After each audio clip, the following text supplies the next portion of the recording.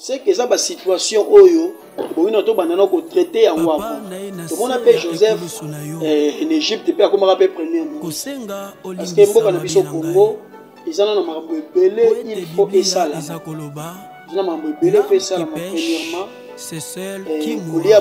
Ça déjà passé. Le péché est une maladie, mais la sanctification est une vie.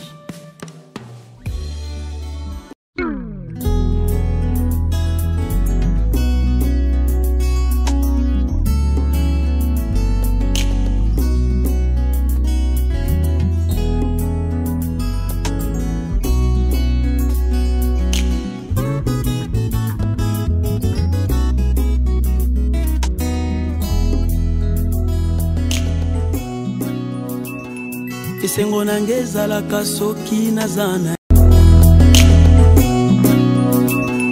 Esengo nangeza la kasoki nazana Yesu Kozala na yo na bomoi na ngai assurance à vie na ngai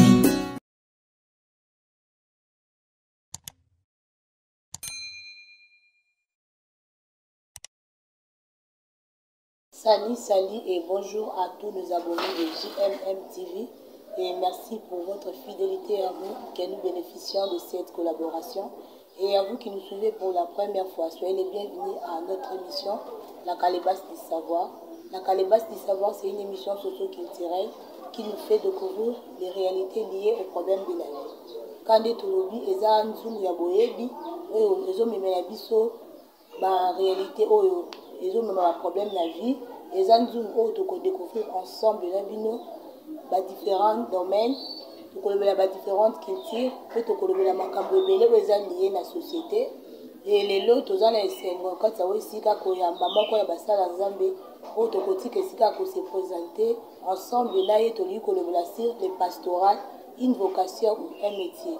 Bonjour, Papa Jérémy.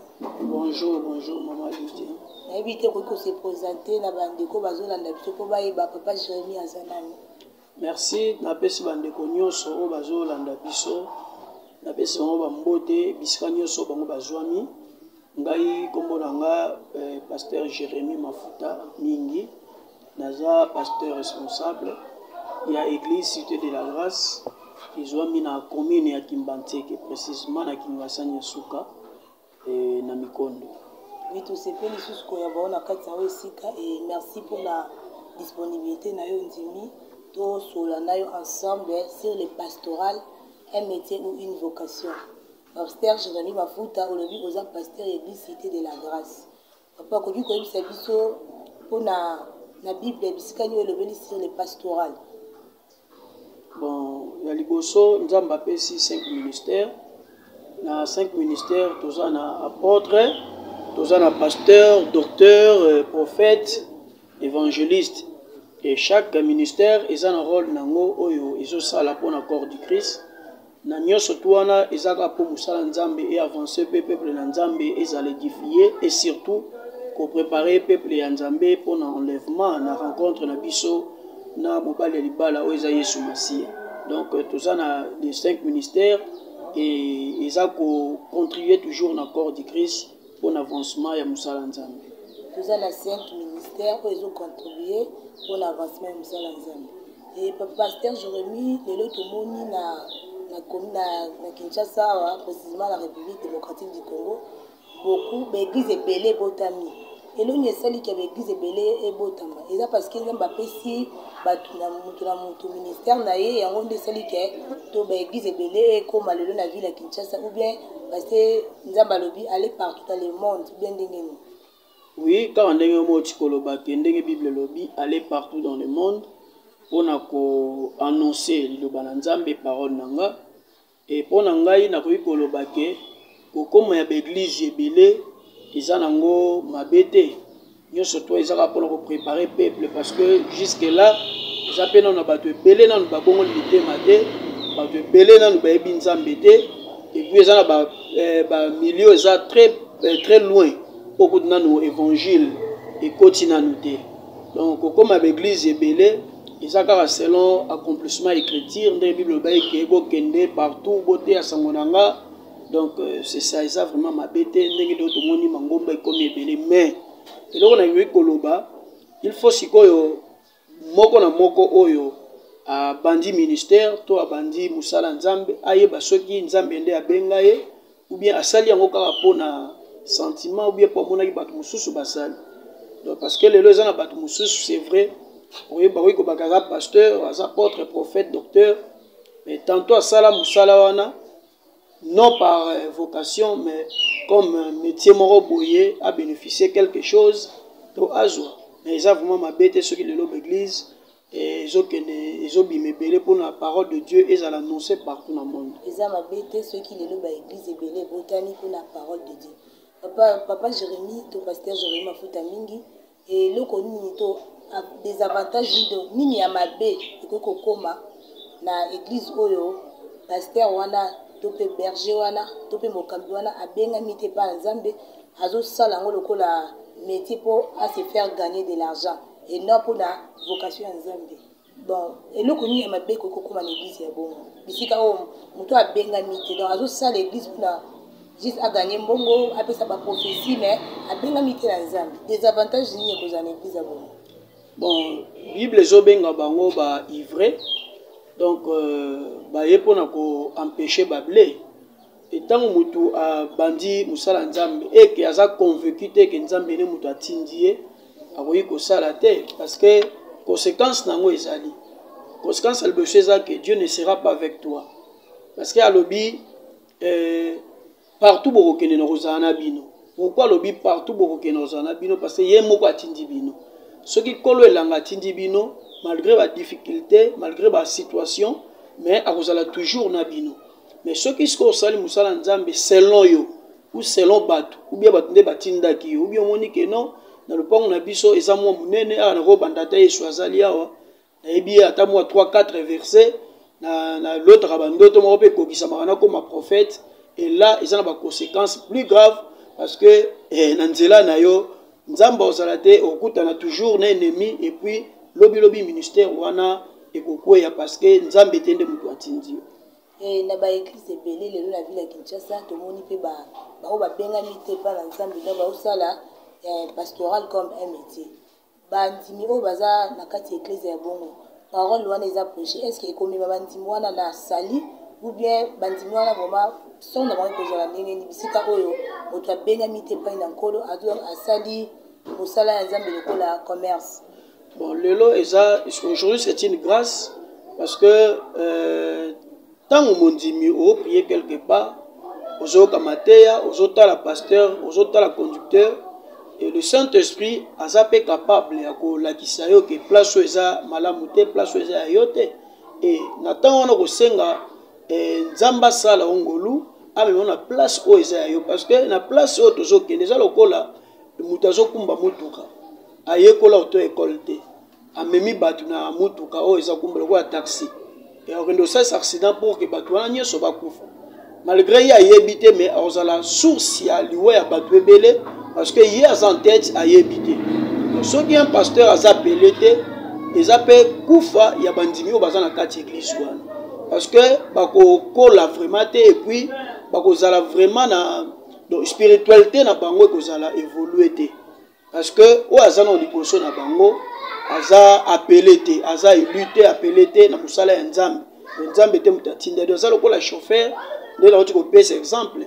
Aza chauffeur, atangi auto école te, abandika a transport lelo, a koti boulevard lelo, a zui bato a koti si bango. Donc tant azo kende déjà na bato wana, malgré bato ba yebite que chauffeur o abandé lelo to lobby, risquant à ça bango accident pe bango nyoso bakufa. Donc il a passé na bandimi oyo bazo prier na ba église ya lolenge wana mais nzambe lokola pesa biso discernement ya koyeba ke o eza vrai o eza faux ce qu'on trouvait que place nazali eza vraiment malamu te Saint-Esprit ko sungo lukisi ko place o nzamba otinda yo. Et comment tu ko découvrir ba faux pasteur na ba faux prophète ndenge ni va to ko découvrir que o eza faux pasteur o eza faux prophète to ko yeba ndenge ni. Bon maman na ngai eloko na ko répondre place wana eza ke Bible lobi toyeba mbuma na misala nango et puis Bible ezoloba lisusu que na tango ya suka il y aura des faux docteurs, des faux prophètes découvrir bango mais par leur enseignement.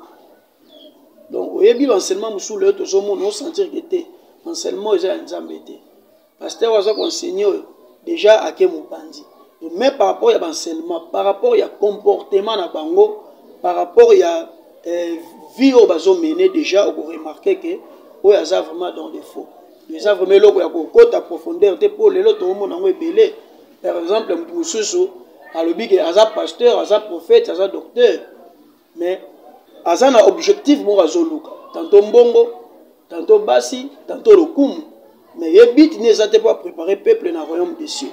Or que to bengami poto préparer peuple ya Nzambe pour que quand Jésus-Christ reviendra, to bénéficier na gloire ensemble na Jésus. To bengami pona kosunga peuple ya Nzambe ba ozali nzela ya lobiko. Et ba miracle oyo ezosalema lelo papa Jérémie, est-ce que na ba faux prophète bazosala ba miracle wana euti na Nzambe to eza miracle oyo bazokendela na balolenge mosusu parce que tozonga leba miracle ezosala mebele moto mosusu kande tolobi aza appelé te aza éli te mais azosala ba miracle ba prophétie mpe ezokokisama mosusu ezokokisama mosusu mpe ezokende na banzela ezoke nzela ba miracle wana vraiment papa euti na Nzambe to eza meme. Premier miracle na vie à chrétien est la conversion. Donc au bon la mutema est la premier miracle. Un chrétien ou a déjà mature la parole de Dieu. Miracle oui qu'on le le côté parce que Jésus-Christ lui-même a un miracle. Et tant déjà za katinanga a un miracle. Et fait à kola la kola mukasa déjà miracle ensemble. Parce que épée 100 000 bâtons sauté. Et ce n'est pas tout le miracle qui vient de Dieu. Le diable aussi a opéré un miracle. Mais nous n'avons pas seulement besoin tout le monde a un miracle, c'est vrai. Mais il y a un privilège na bisoté. Parce que bisoté totambola abouina Jésus, totambola dans un miracle. La Bible dit que voici les miracles qui accompagneront ceux qui auront crié à mon nom. Donc, la Bible dit que voici les miracles qui accompagneront. Donc, la Bible dit que qui accompagneront ceux qui auront crié à mon nom. Donc, c'est-à-dire, nous avons déjà un miracle. Le miracle, c'est séduire parce que dans mon miracle, c'est non. Mais que Jésus-Christ en moi a déjà un miracle. On a vivre, ça déjà un miracle. Mais le miracle est belé, et zo utapé na Nzambe te et utapé na banzele belé otori ko lobela te mais bandeko bazolanda nga sikoyo bakoki kozala ensemble na idonga na zoloba ke ba miracle belé lelo eza pe ya Nzambe te mais ba prophétie mosusu eza ya Nzambe te mais et produit pe effet na nzoto ya moto.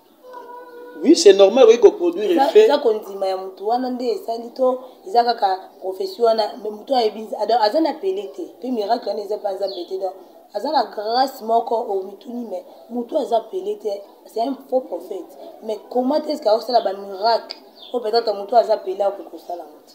Non, c'est pas dire qu'il y a ça miracle parce que oyo aza appelé oui kosala mutu non. Oyebi source ya miracle na été. Parce que nous avons notre source, c'est Jésus-Christ. Et nous avons eu un miracle. Ceux qui ont seulement bien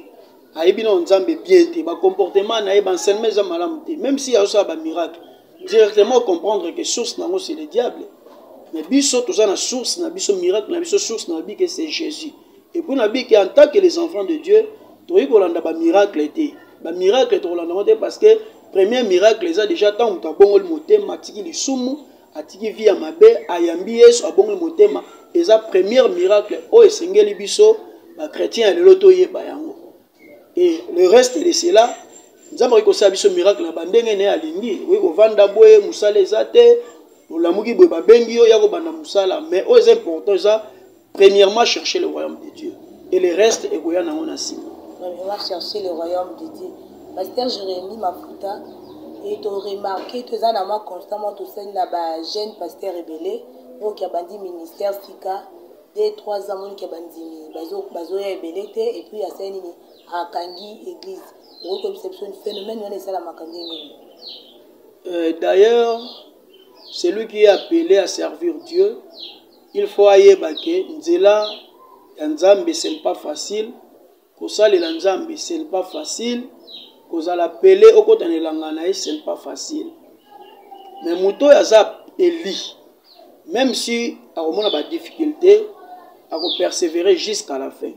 mais moto akotaki na musala yango par rapport pona batu nde batindaki ye to pona amonaki ke esengeli na sala lobi soki amoni ezotenir te aotika na ye parce que asalaki yango par rapport ya désir na ye e nakopesa conseil na bato déjà amoni ke abandi musala nzambe ezotambola te bandimi baza te lobi baye te il faut toujours persévérer bapapa na biso oyo tozomona bango lelo bagrand soki totuni histoire na bango babandaka boye te 50 membres 100 membres 200 membres oyi kobanda na 2 3 4 5 membres mais avec persévérance la vie de prière détermination le Saint-Esprit akosala ke okoma pe musika mais lelo eloko za grave bato ebele bangi kaka lelo bazala élevé angi kaka lelo akoma lokola évêque wana akoma lokola pasteur wana akoma na 1000 membres mais oyebi te sacrifice nini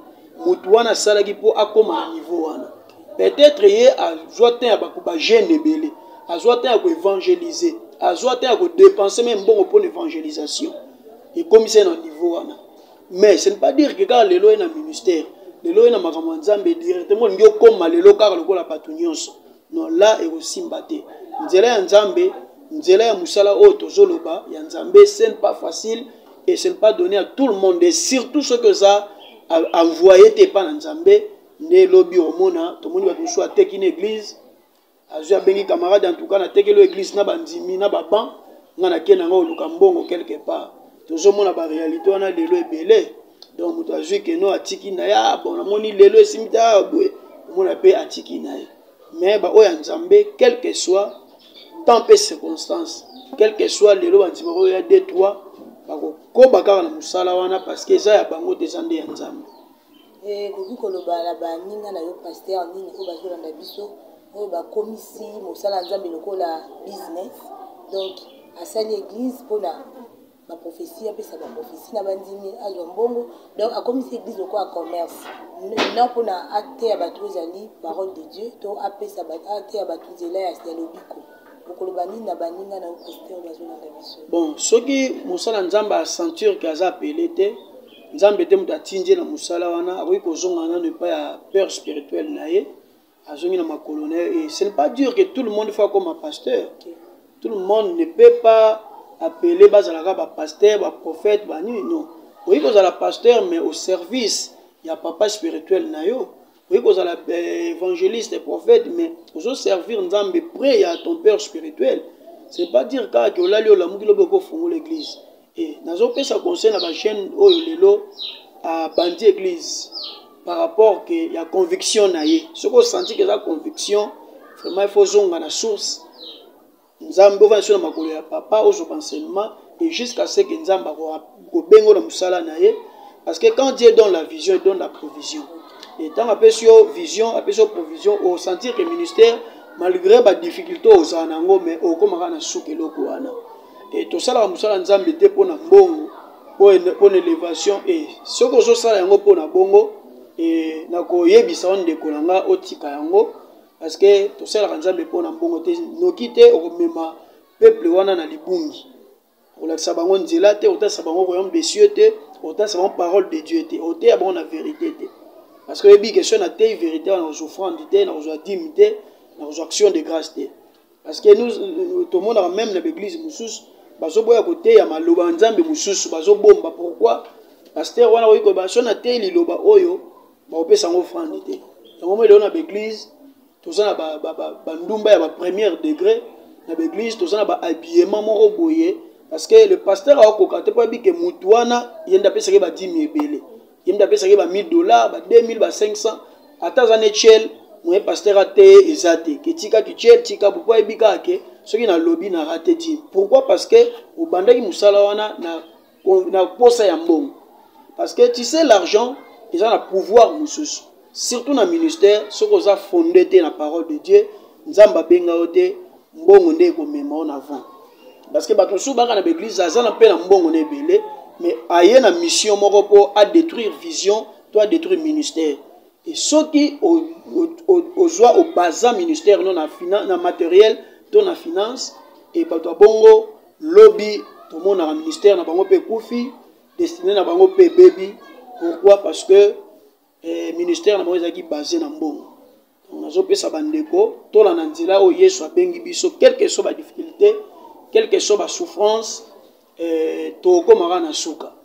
Ils ont un à comment élever kabo lali à la mouki a comment élever non. Ils ont une procédure pour ça là que muto bandi lobby ti Nzambe amemi. Et Bible lobby que ezan na bénéfice morote sans sacrifice. Élévation moi ça raté sans sacrifice. Et na vie chrétienne, dans la vie ministérielle, sauf que dans la vie à sacrifice, jamais au long, jamais au matin, jamais comme on est comme grand.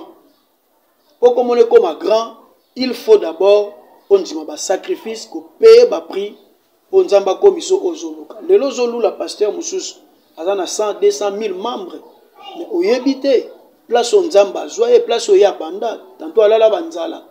Tantôt à Tambola Makolo, à Kota Bajena, à 3-5 mois, pour la Nzamba comme c'est au hasard lelo. Mais tant que vous avez le ministère, pour les Nimbalamoko comme à Bongo Yangomoni Bajene Belé lelo, à Simbi Bakisi, à Koti Baloge, à Koti Si Binzambi, à Aventure et Koti, à Prophétie Fabriquée Koti, à Makiona, au Babenga Makiona et Koti, na mon ami Mutumussu.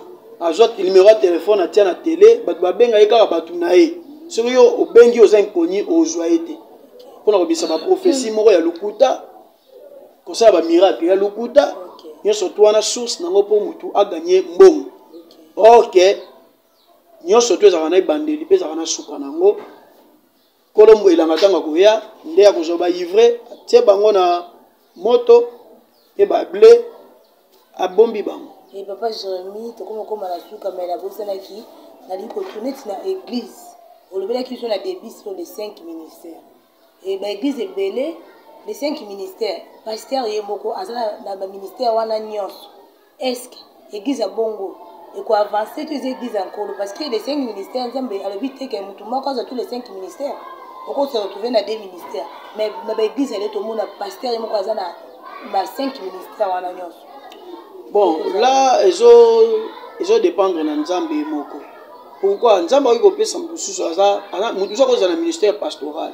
Mais quand Nzambe a la capacité à prophétiser, à répondre à l'apôtre, mais ce n'est pas dire que ça a fonction non. Il y a un ministère où Nzambe a payé, mais il y a un bureau Nzambe a tiré quand il a accompagné le ministère où pastoral où donc ce n'est pas dire que il y a un prophète, docteur, apôtre, surtout. Tout le monde a l'église est belle comme le quoi royaume. Donc comme le royaume, ceux qui papa a couffé, il faut au moins aller dans la place, mais l'église on écoute à peine si on va dans l'église n'a papa là. Mais ceux qui papa a couffé, moi la remplacer. Moi la personne qui a tiré de kaka bon.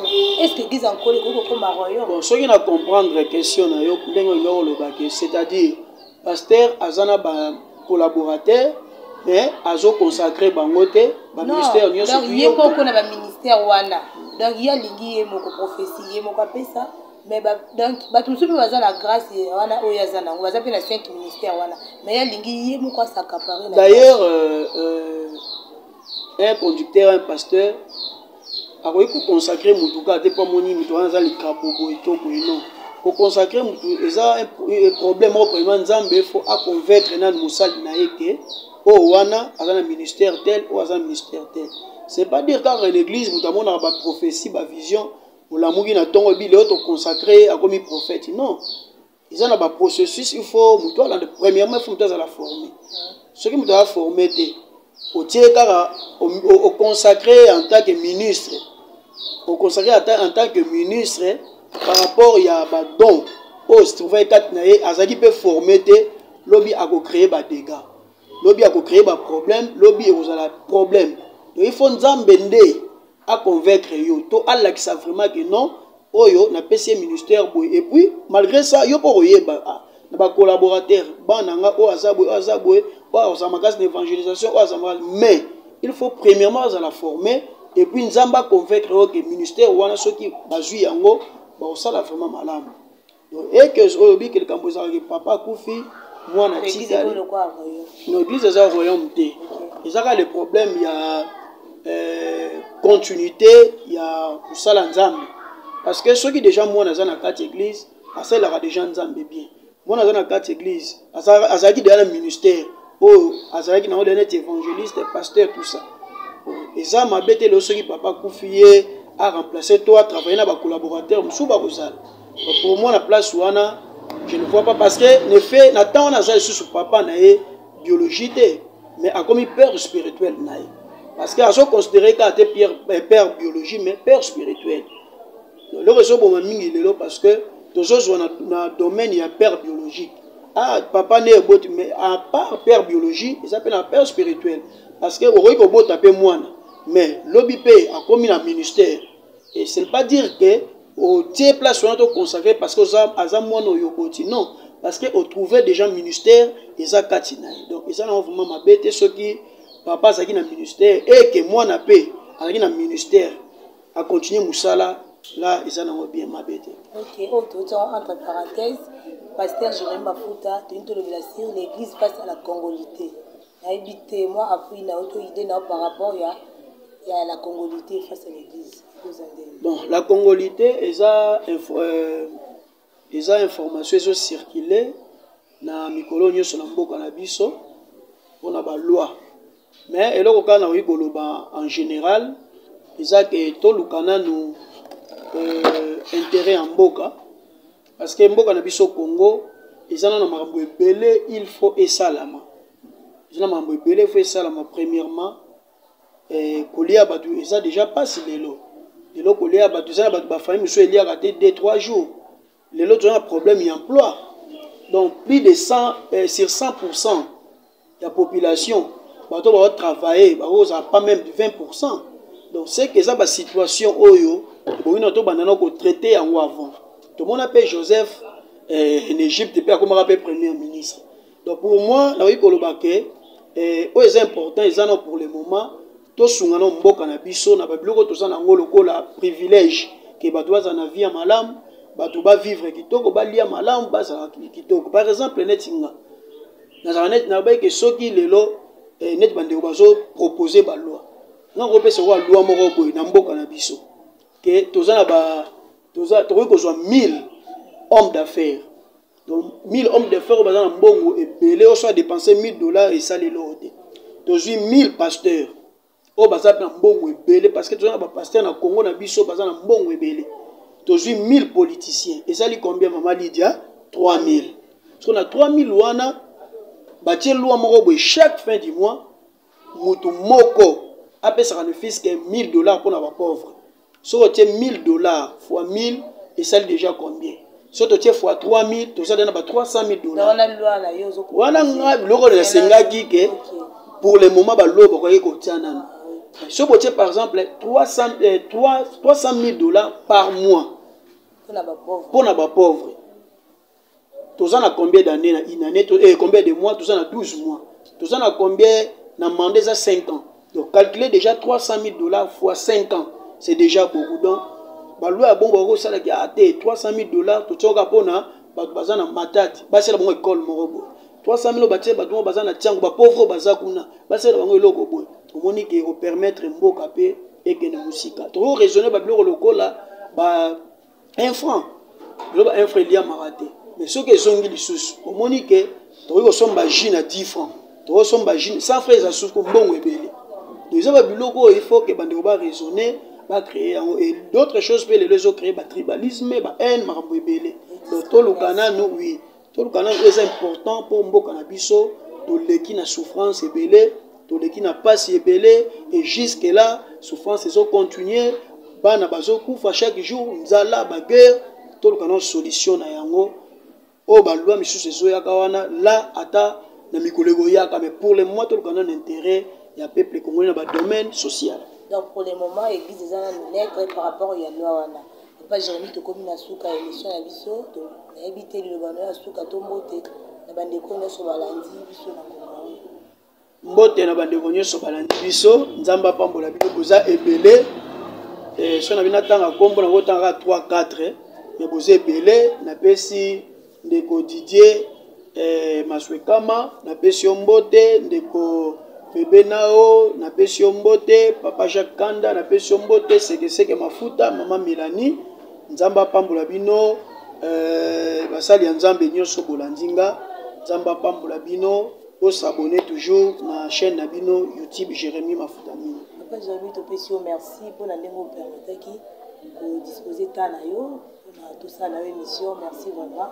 Et quant à moi je dis merci na bandeko nyonso balandi biso et puis na ozali papa Alain ozali caméraman na biso donc ça y mais ba image photo monité merci na bino nyonso bozo continuer toujours kolanda biso pe ko partager ba émission na biso et na bino on a s'abonner te to sing na bino s'abonner massivement na chaîne na biso YouTube Jérémie Mafutamini TV. Merci beaucoup et to monani na Nicolas Zadikoya. Merci.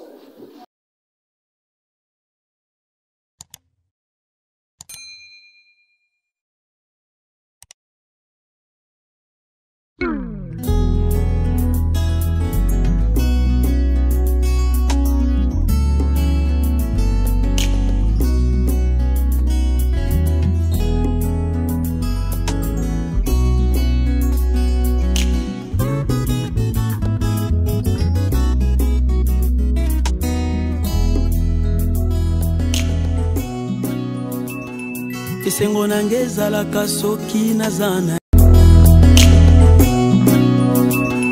esengo nange ezalaka soki nazana Yesu kozala na yo na bomoi na ngai assurance à vie na ngai